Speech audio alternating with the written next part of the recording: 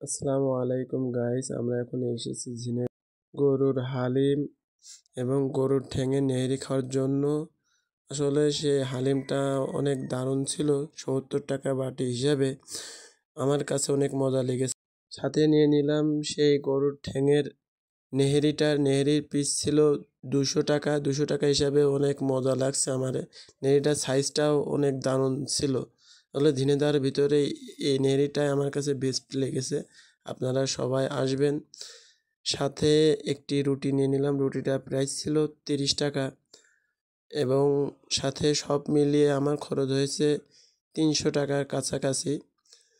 এবং ট্রাই করলাম, খাচ্ছিলাম, আপনার খুব ভালো লাগছিল। হালিমটা আগে নিয়েছিলাম, হালিমটা অনেক দারুণ লাগছিল।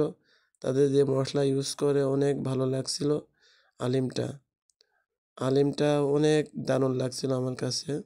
যেহেতু আমি নতুন মানুষ, আমার কথা কাজে যদি ভুল ত্রুটি হয়ে থাকে সবাই ক্ষমা করে দেবেন এবং আস্তে আস্তে আরও সুন্দর সুন্দর ভিডিও দেব।